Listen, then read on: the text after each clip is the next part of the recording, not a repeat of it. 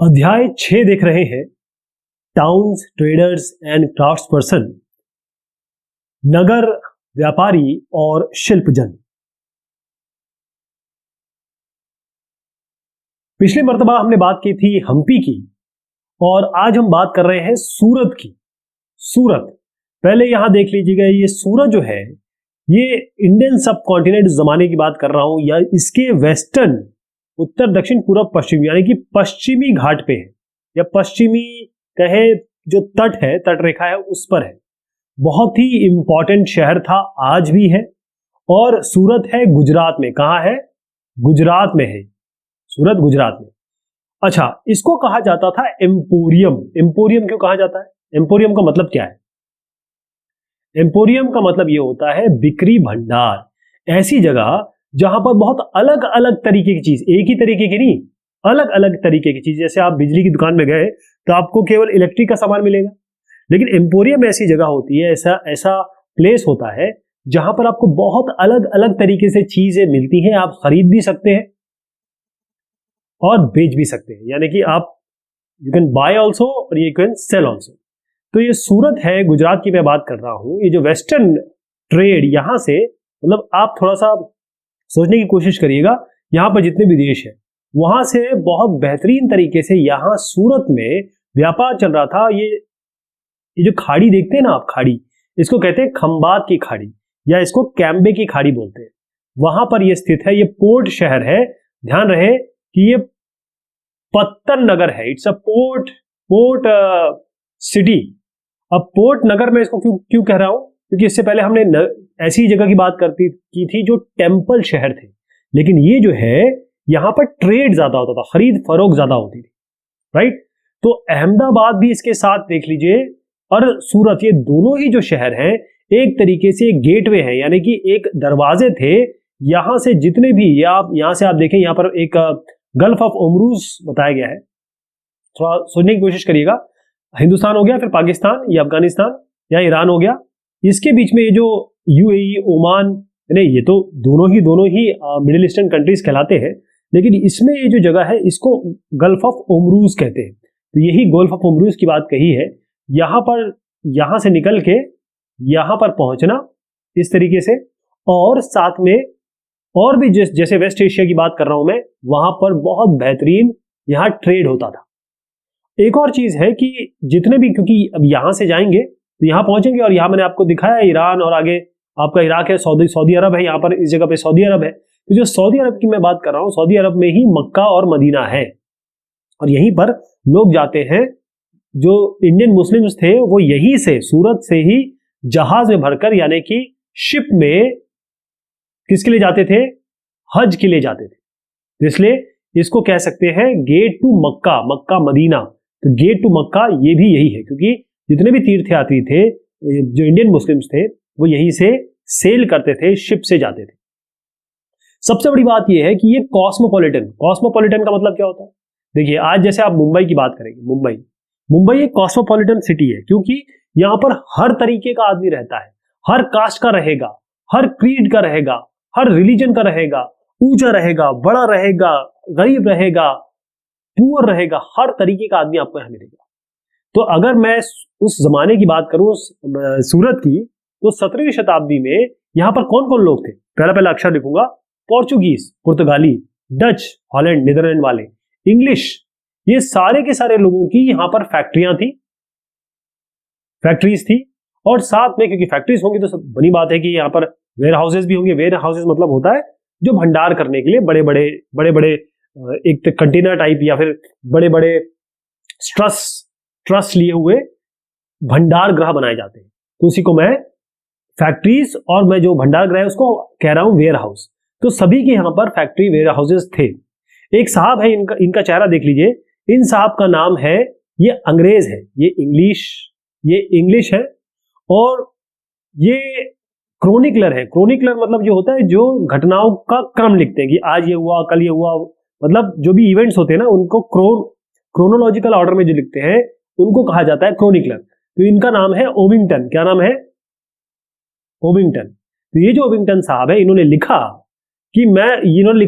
बताया कि 1689 की बात बताई इन्होंने कि अगर यहाँ पर सूरत को देखा जाए तो इसकी जो यहाँ पर पोर्ट है और उसके आसपास जो शिप खड़े हैं, एक समय में 100 से ज्यादा शिप अलग अलग देशों के यहां पर आपको खड़े दिखाई देंगे, यानी एंकर्ड होंगे। एंकर मतलब होता है बहुत बड़ा, बहुत हैवी सा एक आप कहें कि एक कांटेदार चीज नीचे डाल देते हैं तो शिप खड़ा हो जाता है, हिलता नहीं है फिर। तो एक तो चीज ये हो गई। दूसरा ये था कि सूरत में एक तो रिटेल और होलसेल। होलसेल क्या होता है, जहां पर बहुत बड़ी मात्रा में सामान आप लेते हैं बहुत सस्ती दर पे। रिटेल मतलब होता है जैसे आपके घर के बगल में जो परचून की दुकान है ना, वो रिटेल है। रिटेल वो जो बंदा है वो लाता है कहां से, होलसेल से। तो यहां पर सूरत में रिटेल और होलसेल दोनों ही शॉप थी। किसकी? कॉटन टेक्सटाइल की। कपास, कॉटन होता है कपास, तो कपास, जो कपास से बने हुए जो कपड़े हैं या टेक्सटाइल है, उनकी होलसेल और रिटेल दुकानें थी। ठीक, यहां ये क्योंकि टेक्सटाइल की मैं बात कर रहा हूं, तो ये सूरत सबसे ज्यादा फेमस था। यहां पर एक जरी कहते हैं, यहां पर गोल्डन आप कहें कि जो लास्ट की पट्टी है, जरी का काम होता था। गोल्डन लेस बॉर्डर कहते हैं इसको। और यहां पर सबसे बेहतरीन टेक्सटाइल इस तरीके का मिलता था। और कहां कहा जाता था? इसका मार्केट वेस्ट एशिया में है, इसका मार्केट अफ्रीका में है, इसका मार्केट यूरोप में है। तो आप सोचिएगा, थोड़ा सा इस तरफ की बात कर रहा हूं मैं, यहां से ऐसे जाएंगे ना, तो यहां पर आपका यूरोप है, वेस्ट एशिया है, ये अफ्रीका है, तो यहां इनका मार्केट था। अच्छा, इतने सारे लोग आ रहे हैं, इतने सारे लोग रह रहे हैं, कॉस्मोपॉलिटन सिटी है, तो बहुत सारे यहां पर रेस्ट हाउसेस थे, लोग आते थे, रहते थे, सारी मतलब उन्होंने व्यवस्था कर रखी थी, बस ये समझ लीजिए। अच्छा, अब नाम क्या है, यहां पर कौन लोग मेन थे? अब काठियावाड़ के लिख रहा हूं, केडी कर देता हूं, काठियावाड़। ये काठियावाड़ सेठ लोग, अभी आज भी बोलते हैं ना, अरे सेठ साहब क्या हाल है। सेठ मतलब जिसके पास अच्छा खासा पैसा हो। और इसी तरीके से महाजन भी आज भी लोग अब महाजन होते हैं। महाजन ये लोग होते हैं जो मनी चेंजर्स होते हैं। एक तो ये पैसा देते हैं और पैसा चेंज करते हैं। जैसे कि अगर आप वेस्ट एशिया से आ रहे हैं तो फिर कैसे आएंगे यहाँ पर, आपके पास तो कुछ और पैसा है, तो उस पैसे को यहां से कन्वर्ट करना, जैसे आजकल मनी एक्सचेंजर होते हैं, उस तरीके का काम ये काठियावाड़ सेठ और महाजन लोग किया करते थे। बेसिकली बैंकिंग करते थे। आज की जो बैंकिंग होती है उस जमाने में करते थे। एक और चीज बताना चाहूंगा कि सूरत की एक हुंडी है। हुंडी क्या बताता हूं आपको, ये बहुत इतनी फेमस थी या इतनी मान्यता इसकी थी कि चाहे आप वेस्ट एशिया में आ जाए, यहां आ जाए, चाहे यहां आ जाए, चाहे आप चले जाए, मैं आपको बताता हूं कहां जाएंगे तो ये ऑनर होती थी। पहले हुंडी बताऊंगा कहां ऑनर होती थी। अगर आप इजिप्ट में जा रहे हैं, Cairo, Iraq, Basra, Belgium, Antwerp जो है, ये वहां पर बहुत बेहतरीन उसका काम होता है हीरे का। ठीक, तो ये सारी जगह है, कायरो इजिप्ट में, मिस्र में, इराक में बसरा और बेल्जियम में एंटवर्प। ये सब जगह क्या होता था, हुंडी ऐसी होती थी कि मान लीजिए आप यहां से जा रहे हैं, कहां जा रहे हैं, मान लीजिए आप बेल्जियम जा रहे हैं। ये क्या करते थे महाजन और ये जो काठियावाड़ है, ये आपको एक ऐसे कागज पकड़ा देते थे। आपने यहां मान लीजिए 100 रुपए दे दिए, आपको आपने 100 रुपए दे दिए, आपको एक कागज पकड़ा देगा। अब तो आपके पास 100 रुपए है नहीं, तो कोई आपको लूट भी नहीं सकता। फिर आप यहां से जाएंगे और यहां बेल्जियम जाएंगे, यहां पर ये हुंडी दिखाएंगे। ऐसा ही कर देता हूं, यहां ये हुंडी दिखाएंगे बेल्जियम में, तो यहां के लोग इतना मानते थे इस जगह को, सूरत को, कि अगर वहां की हुंडी आई है तो मानते थे कि बिल्कुल नैतिक है, ये गलत इलीगल नहीं है, और ये इनको 100 रुपए दे देते थे वहां के हिसाब से। ठीक है, ये हुंडी होती थी, बहुत ज्यादा मान्यता थी इसकी। पहली चीज ये क्लियर हो गई। अब धीरे धीरे क्या हुआ कि सूरत जो है वो थोड़ा सा, जैसे सूरत जिस तरीके से बढ़ा उस तरीके से डिक्लाइन होने लगा। कब? 17वीं शताब्दी के आप अंत में मानिए, मतलब 1780 के ऊपर आप ले जाइए यहां पर। उसका कारण क्या था? उसका कारण ये था, एक तो मार्केट का ही तो सारा गेम है यहाँ पे, और जो प्रोडक्टिविटी, चीजें जो पैदा हो रही थी, दोनों पे ही इफेक्ट पड़ा। क्योंकि जो मुगल एम्पायर था वो बेचारा डिक्लाइन होने लगा, वो नीचे की तरफ चला गया। तो मार्केट भी, मतलब जो बाजार थे, और प्रोडक्टिविटी, जितना चीज पैदा हो रही थी, मैन्युफैक्चर हो रही थी, वो दोनों ही कम हो गई। और दूसरा ये था कि ये जो सी है, इस पे कंट्रोल किसका हो गया? इस पे कंट्रोल हो गया पोर्चुगीज का। किसका कंट्रोल हो गया? पुर्तगालियों का। आप जानते हैं ना, पूरा गोवा पूरा पुर्तगाली है, मतलब ये पूरा इलाका आप देखेंगे तो पुर्तगाली यहां पर आपको वो मिलेंगे इफेक्ट अभी भी। ठीक है, इसके अलावा एक और चीज हो गई, हुआ ये कि जो अंग्रेज थे इंग्लिश जो थे उनकी ईस्ट इंडिया कंपनी थी। उन्होंने क्या किया कि अपना जो हेडक्वार्टर है, अपना जो मेन हेडक्वार्टर है, वो ये सूरत से उठा के ले गए मुंबई। कहां ले गए? इस जगह पे ले गए। सूरत से उठा के ये ले गए मुंबई, जो आज की, वैसे बंबई उस समय बॉम्बे बोलते थे, आज के समय मुंबई बोलते हैं। तो ये कुछ कारण थे जिसके कारण इसका सूरत का थोड़ा सा डिक्लाइन सा हो गया। ओके, 1668 की बात बता रहा हूं। 1668 में इन्होंने 17वीं शताब्दी बता रहा था ना मैं आपको, तो 17वीं शताब्दी, 1680, सॉरी मैंने थोड़ा गलत बता दिया आपको। 17वीं शताब्दी मैंने आपको 17 बताया, वो 16 कर लीजिए, क्योंकि 17वीं शताब्दी का मतलब होता है 1600 से 1700। तो इसमें बकायदा डेट दी हुई है आपको। 1668 में इन्होंने हेडक्वार्टर चेंज कर दिया। तो ये सारी चीजें थी जो उसको डिक्लाइन हुआ, लेकिन ऐसा नहीं कहूंगा कि सूरत खत्म हो गया। सूरत आज भी एक बहुत बढ़िया कमर्शियल सेंटर है, लेकिन ये मछलीपट्टनम के लिए सत्य नहीं है। मछलीपट्टनम में अगर आप जाएंगे तो आपको एक जर्जर अवस्था वाला एक शहर दिखाई देगा, लेकिन ये ऐसा नहीं था। पहले इसकी बात बिल्कुल अलग थी। तो चलिए बात करते हैं मछलीपट्टनम की। आपको पहले दिखा दूं मछलीपट्टनम कहां है। ये है मछलीपट्टनम। इसको मछलीपट्टनम, मछलीपट्टनम दोनों कहते हैं। नाम में ही पता लग रहा है कि मछली भी है, पट्टनम भी है। मछली मतलब मछली, क्योंकि सी पोर्ट पे है। पट्टनम मतलब होता है पोर्ट, पोर्ट, शिप आके यहां रुकते हैं। ओके, तो मछलीपट्टनम की बात कर रहा हूं या मछलीपट्टनम की बात कर रहा हूं। इसका मतलब यह है कि फिश और पोर्ट, मतलब ऐसा शहर जहां पर मछलियां मिलती है, जो पोर्ट भी है। ओके, कहां पर? अभी मैं, आपने देखा होगा, मैं थोड़ा सा, ये कृष्णा रिवर जो है, इसको आपने नजर आपकी आई होगी यहाँ पर, इसके डेल्टा पे है मछलीपट्टनम। कहां है? कृष्णा नदी के जो भी शहर डेवलप हुए ना, आप मान के चलिए वो डेवलप हुए किसी न किसी नदी के अहाते में। क्लियर हो गया? अब कैसे हुआ? यहाँ पे हुआ ये कि 17वीं शताब्दी की बात मैं कर रहा हूं। अब मैं आपको वही 1600 से 1700 के बारे में बात करनी है आपको। 17वीं शताब्दी की बात मैं कर रहा हूं। यहां पर डच कौन होते हैं? डच, हॉलैंड, नीदरलैंड एक ही बात है। ओके, डच और इंग्लिश। तो इनकी जो ईस्ट इंडिया कंपनी थी, दोनों की जो कंपनी थी जो ट्रेड करती थी, उन्होंने क्या किया? इस मछलीपट्टनम पे कंट्रोल करने के लिए अपना दावा पेश किया। ओके, उसके बाद जब दोनों आए और कोशिश शुरू हो गई, तो जब किसी कोई इंपॉर्टेंट पोर्ट वो चाहते थे, क्योंकि यहाँ के पोर्ट तो भर ही गए थे, या ये कहें पोर्चुगीज भी आ गए थे, बहुत सारे लोग आ गए थे, तो यहाँ का कुछ इन्होंने निकालने की कोशिश की, ये कि ऐसा पोर्ट हो कि यहाँ से हमारा कुछ यहाँ से भी ट्रेड हो सके। ओके, तो यहाँ बात होती है, ये आंध्रा है, आंध्रा की बात कर रहा हूं मैं, आंध्र प्रदेश, एपी कर रहा हूं इसको। वहां का कोस्ट है, वहां का पोर्ट है। तो अगर आप देखेंगे कि यहाँ जो फोर्ट, जहां का जो फोर्ट बना हुआ है या यहाँ का जो किला बना हुआ है, वो किसने बनाया है? वो डच लोगों ने बनाया है। डच, हॉलैंड, नीदरलैंड, उन लोगों ने बनाया हुआ। ओके, एक और यहाँ पर बात बताई गई है, जो विलियम मैथवर्ल्ड बना, बताइए विलियम मैथवर्ल्ड। ये विलियम लिखा है, ये मैथवर्ल्ड लिखा है। ये जो थे, ये भी खुद ही एक ये थे गुमाश्ते। गुमाश्ता क्या होता है? फैक्टर। जब किसी को आप भेजते हैं ना अपना रिप्रेजेंटेटिव, तो वो गुमाश्ते होते हैं। तो ये फैक्टर थे, या ये कहे ईस्ट इंडिया कंपनी के रिप्रेजेंटेटिव थे एक तरीके से। गुमाश्ता कह लीजिए, सुपरवाइजर कह लीजिए, जो भी आपने नाम दे दीजिए।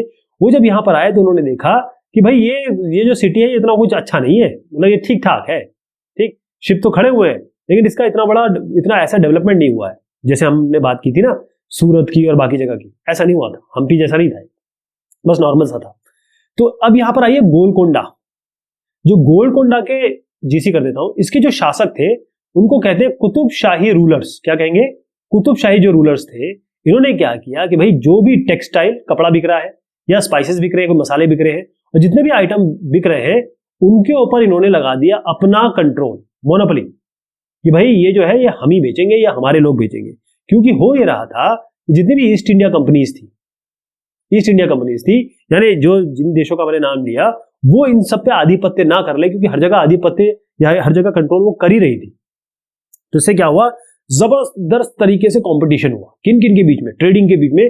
देखिए, गोलकोंडा के जो नोबल्स थे, मतलब जो गोलकोंडा के बड़े लोग थे, जो पर्शियन मर्चेंट थे, फारसी जो ट्रेडिंग कर रहे थे, इसके अलावा तेलुगु कोमटी चट्टीस। अब आपको मैंने चट्टीस तो बताया, तो तेलुगु चट्टीस हो गया। चट्टीस तो बहुत जबरदस्त एक व्यापारी वर्ग था। और जो यूरोपियन ट्रेडर थे, यूरोपियन ट्रेडर में आप सब डाल दीजिए, आप पोर्चुगीज डाल लीजिए, आप डच डाल दीजिए, इंग्लिश डाल लीजिए, इनके बीच में हुआ जबरदस्त फियर्स बैटल। किसके लिए? कि भाई हमको यहाँ का कंट्रोल मिले, या हम लोग यहाँ पर ट्रेडिंग कर सके, क्योंकि ये पोर्ट शहर है। तो इसी कारण से यहाँ पर आप बहुत सारा पॉपुलेशन देखने लगे और बहुत सारा प्रॉस्पेरिटी देखने लगे, यानी वैभवशाली हो गया, समृद्ध समृद्ध हो गया। तो प्रॉस्पेरिटी पीवाई कर देता हूं, प्रॉस्पेरिटी और पॉपुलेशन बहुत देखा गया। ओके, फिर हुआ क्या कि जब मुगल्स ये जब आगे बढ़ने लगे इस जगह पे, तो वहां पर इनके गवर्नर थे, जो मैंने आपको बताया था ना, मनसबदार वगैरह नाम दिए थे मैंने आपको, इनके साहब थे मीर जुमला। किसके गवर्नर हुए? मुगल्स के। ये खुद भी वैसे सौदागर ही थे, मर्चेंट थे। इन्होंने क्या किया, इन्होंने डच और इंग्लिश इनको लड़ा दिया, आपस में भिड़ाना शुरू कर दिया। ठीक, और हुआ क्या, 1686 और 1687 में औरंगजेब ने क्या कर लिया, गोलकोंडा पे कब्जा कर लिया। गोलकोंडा की बात, जीसी की बात बता रहा हूं आपको, किसने किया? औरंगजेब ने। ए भी कर रहा हूं, औरंगजेब, याद रहेगा। ओके, अब इससे क्या हुआ कि जब ये मुगल आ गए तो अब फिर से अब क्या करें, यूरोपियन कंपनियों को कहीं और अपना देखना पड़ा कि भाई हम कहां जाएं। तो इनकी नई पॉलिसी ये थी, एक न्यू पॉलिसी थी कि देखो ऐसा है कि हमने कई शहर देख लिए, अब हमको एक ऐसा शहर चाहिए जहां पर हम अपना पॉलिटिकल काम भी कर सके, राजनीतिक काम भी कर सके, हम वहां से प्रशासन भी कर सकते, एडमिनिस्ट्रेशन भी कर सके, कमर्शियल सिटी भी हो, है ना, यानी कि सारी चीजें एक सिटी में हो। तब हम, अब पोर्ट भी हो, पोर्ट भी हो जाए। पोर्ट सबसे इंपॉर्टेंट है कि आएंगे जाएंगे कहां से, उस जमाने में ऐसे हवाई जहाज तो चलते नहीं थे जितना आज नॉर्मली चलते हैं। तो भाई इन्होंने क्या करना था, इनको ऐसी जगह ढूंढनी थी जिसमें ये सारी चीज हो सके। तो इन्होंने ढूंढी भी, ढूंढी कौन कौन सी? बॉम्बे जो आज का मुंबई है, फिर कैलकाटा जो आज का कोलकाता है, मैड्रास जो आज का चेन्नई है, उन्होंने ये ढूंढा। तो उसके बाद मसूलीपट्टनम बेचारा जीर्ण शीर्ण हो गया, इसमें मर्चेंट भी भाग गए, यहां से चले गए, इसकी प्रॉस्पेरिटी भी खत्म हो गई और धीरे धीरे इसका डिक्लाइन हो गया। 18वीं शताब्दी के आते आते ये बिल्कुल एक, जिसे कहते हैं, यहां लिखा है डाइलापिडेटेड, यानी जीर्ण शीर्ण शहर बन गया। राइट, तो ये हमने कुछ सिटीज की बात की। अब मैं आपको नए टाउन और ट्रेडर के बारे में बताता हूं। हुआ ये कि मैं 16वीं और 17वीं शताब्दी की बात कर रहा हूं, मतलब 1500 से 1600, 1600 से 1700। ठीक, यहां पर क्या हुआ कि जो यूरोपियन थे, अब आपको पता है हमारे सबसे ज्यादा ट्रेड किस चीज का चला था? एक तो टेक्सटाइल्स, हमारे कपड़े बहुत अच्छा था, और दूसरा स्पाइसेस, मसाले हमारे, क्योंकि उष्णकटिबंधीय है, मसाले यहाँ मिलते थे। तो इससे क्या हुआ कि जो यूरोप हो गए, वेस्ट एशिया हो गए, ये सबके सब यहाँ आना चाहते थे, और ये आए भी। तो इसमें इंग्लिश हो गए, इंग्लैंड वाले यानी ब्रिटेन वाले, इसमें साथ में डच मान लीजिए, डच और फ्रेंच। तो इन्होंने क्या किया, अपनी अपनी इन्होंने ईस्ट इंडिया कंपनी बनाई, यानी ट्रेडिंग कंपनी बनाई, और फिर इन्होंने कमर्शियल इस पूर्व की तरफ आने की कोशिश की, यानी इन्होंने कोशिश की कि भाई हम कमर्शियल काम करें, अपनी एक्टिविटी बढ़ाएं। तो शुरुआत में क्या हुआ कि एक साहब थे मुल्ला अब्दुल गफूर, ये नाम यहाँ क्लियर लिखा हुआ है, मैंने इसका शॉर्ट लिख दिया, मुल्ला अब्दुल गफूर, और साथ में वीरजी वोरा, इनके पास बहुत सारे शिप्स थे, इन दोनों के पास। तो इन्होंने पहले तो इनसे लोहा लेने की कोशिश की, लोहा लड़ाई नहीं, मतलब आप ट्रेडिंग के तौर पे, ट्रेडिंग के नाम पे इन्होंने इनको टक्कर देने की कोशिश की। लेकिन इन लोगों के पास इतना ज्यादा नेवल पावर था, इतनी ज्यादा नौका शक्ति, देखा ना आपने, उनके कैनन भी लगे होते थे, कि ये बेचारे टिक नहीं पाए, ना ये अब्दुल गफूर साहब और ना वीरजी वोरा। फाइनली ये बेचारे इनके केवल क्या बन गए? एजेंट्स बन गए। जो भी ट्रेड हो रहा है, सी के थ्रू ट्रेड जो हो रहा है, समुद्र के थ्रू जो ट्रेड हो रहा है, तो ये जो इंडियन ट्रेडर्स थे, ये आईटी कर देता हूं, ये इंडियन ट्रेडर्स बेचारे एजेंट्स बन के रह गए। और उसके बाद इनके बीच में बहुत भिड़ंत हुई, सभी लोगों के बीच में, ये इंग्लिश, डच और फ्रेंच जो भी होता रहा। फाइनली जो इंग्लिश है वो सुपर पावर बन के निकले, मतलब वो इनमें पावरफुल निकले, और फाइनली ये कमर्शियल सक्सेस भी हो गए। और कमर्शियल मतलब वाणिज्यिक तौर पे, अर्थव्यवस्था के तौर पे, पैसे के तौर पे, और पॉलिटिकल पावर, राजनीतिक तौर पे भी ये बहुत पावरफुल निकले हमारे पूरे सब कॉन्टिनेंट में। केवल यहाँ की बात नहीं कर रहा हूँ, पूरे सब कॉन्टिनेंट में यही बेचारे, ये बेचारे तो नहीं कहूंगा, हम बेचारे रहे, ये जो है इनमें से सबसे स्ट्रॉन्ग निकले। 200 साल से ज्यादा भी इन्होंने हमारे ऊपर राज किया। ओके, अब हुआ ये कि भाई जैसे ही ये टेक्सटाइल की मांग इतनी बढ़ गई, हमारा टेक्सटाइल और स्पाइस का ही तो बोलबाला था, तो इसमें क्या हुआ कि बहुत सारे लोग जो अलग अलग काम करते थे, इन्होंने क्या किया, इन्होंने काम ले लिया स्पिनिंग का, इन्होंने काम ले लिया वीविंग का, ये बुनने का, इन्होंने किया ब्लीचिंग का, इन्होंने कहा कि हम काम करेंगे डाइंग का, कपड़े रंगने का। तो ये सारे काम इन्होंने ले लिए। इसका मतलब ये है बहुत सारे लोग इन सब कामों में आ गए। राइट, उसके बाद क्या हुआ कि यहां पर जो क्राफ्ट्स पर्सन है, क्राफ्ट्स पर्सन कह देता हूँ। ये जो क्राफ्ट्स पर्सन है यानी कि शिल्पकार, ये जो शिल्पकार लोग थे, इन बेचारों की इंडिपेंडेंस, इनकी फ्रीडम खत्म हो गई। कैसे? क्योंकि ये काम करने लगे किनके लिए? ये काम करने लगे उन लोगों के लिए, या कहें कि ब्रिटिश एजेंट्स के लिए काम करने लगे। और वो जो एजेंट है वो पेशगी के तौर पे काम करवाते थे, यानी कि इनको पैसा देते थे। तो इनको पैसे, काम करने से पहले ही पैसा मिल गया, मतलब दे गेट मनी, ऐसे मनी मिल गया इनको। अब जब पैसा मिल गया तो इनको जो भी एडवांस मिल गया, बेसिकली एडवांस दे गेट। तो जो भी ये काम करते थे वो सारे वो काम करते थे जो इनको एजेंट कहता था कि भाई ये पैटर्न बनाओ, ये कपड़े पे ये काम करो। तो इसका मतलब ये किसी को बेच नहीं सकते, सेलिंग नहीं कर सकते थे, अपने डिजाइन भी नहीं बेच सकते थे, मतलब अपने तरफ से कुछ नहीं कर सकते। इनको वही काम करना पड़ता था क्योंकि इन्होंने पैसा उठाया था ना, एडवांस उठाया था। तो फिर ये सिचुएशन उनकी थी क्राफ्ट्स पर्सन की। तो इनकी और भी आगे बात बताऊंगा कि 18वीं शताब्दी की मैं बात कर रहा था। यहां पर बॉम्बे, कैलकाटा और मद्रास, दिखा देता हूं आपको, ये बॉम्बे, कैलकाटा और ये आपका मद्रास का है, इनका उत्थान हुआ, ये आगे बढ़े। और यहां पर जो मर्चेंट्स थे, यानी जो ट्रेडिंग कर रहे थे, जो आर्टिसंस थे, जैसे वीवर हो गए, बुनाई वाले भी तो आर्टिसंस होते हैं, जो कामगार होते हैं, इनको क्या किया इन लोगों ने, अंग्रेजों ने इनको बेचारों को बिल्कुल कोने में, मतलब जैसे यानी मान लीजिए ये मद्रास है, पूरा शहर है, इनको बेचारों को कोनों में एकदम ढकेल दिया। जैसे आजकल हम क्या करते हैं, मुसलमानों को बिल्कुल एक कोने में ढकेल देते हैं, जो दलितों को हम एक कोने में ढकेल देते हैं, है ना। इसी तरीके से उस जमाने में ये बेचारे जो अच्छे काम, मतलब जो जिनका बहुत मान था, सम्मान था, मर्चेंट और जो आर्टिसंस थे, उनको बेचारों को यहाँ पर कोने में ढकेल दिया गया। और ये जो सिटीज है, छोटी छोटी जो सिटीज के अंदर जो सिटीज बनी, उनको कहा जाने लगा ब्लैक टाउन, क्योंकि काले लोग रहते थे, गोरे लोग कहाँ रहते थे, व्हाइट रूलर्स तो बहुत अच्छी जगह रहते थे। जैसे आप देखें मद्रास, ये मद्रास की बात करिए, मद्रास का मैं आपको, ये जो आप देख रहे हैं चित्रण, ये उसी का दिखा रहा हूं मैं, ब्लैक टाउन का। तो मद्रास में ये रहते थे जो फोर्ट सेंट जॉर्ज, यहाँ रहते थे। अब अगर आप कोलकाता की बात करें, अगर मान लो ये कोलकाता ये है, तो ये रहते थे आपका फोर्ट सेंट विलियम के पास। या आज भी अगर आप इन दोनों जगह को जानते हैं तो ये बहुत बड़ी जगह है। तो फाइनली जो क्राफ्ट और कॉमर्स के हम डिस्कशन आगे भी करेंगे। ये मुंबई का मैंने एक चित्रण दिखाने की कोशिश की है, आपके एनसीईआरटी में है, बॉम्बे स्ट्रीट है। ये शुरुआती 19th सेंचुरी, यानी कि 1800 से ऊपर आप थोड़ा चले जाइए। अब क्योंकि इतने सारे लोग आए गए, है ना, तो ये भी पता चलना चाहिए कि कौन आया कौन गया। तो पहले तो मैं आपको बता दूं कि ये जो वास्को डी गामा है, वास्को डी गामा साहब आ रहे हैं, वो आए और यूं इधर, कहां पर, कैलीकट में 1498 में आए वास्को डी गामा। ठीक, कहां के क्या क्या है अभी समझ में आ जाएगा आपको। तो वास्को डी गामा और Christopher Columbus, Vasco D gamma ये हो गए और ये आपके हो गए क्रिस्टोफर कोलंबस। तो हुआ ये वास्को डी गामा, ये थे पोर्चुगीज। और यहां पर जो मैं आपको दिखा रहा हूं क्रिस्टोफर कोलंबस, ये है इटालियन, ध्यान रहेगा। ये वास्को डी गामा पोर्चुगीज, पुर्तगाली, और ये जो साहब आपको दिख रहे हैं यहां पर क्रिस्टोफर कोलंबस, ये है इटालियन। तो वास्को डी गामा की बात मैं करता हूं, ये इन्होंने रास्ता अख्तियार किया ऐसे करके, इस तरीके से यूरोप से निकलते हुए ऐसे ऐसे करके ये यहां पर आए हिंदुस्तान में। तो उसमें क्या क्या आया, क्या क्या जगह आई, वो भी इन्होंने बताया है कि पहले तो ये अटलांटिक पे आए, फिर उन्होंने किया अभी अफ्रीकन कोस्ट पे छुआ इन्होंने, फिर क्रॉस किया, फिर इंडियन ओशन पे आए। तो इसका मतलब 1 साल से ज्यादा, 1 ईयर से ज्यादा इनको लग गया।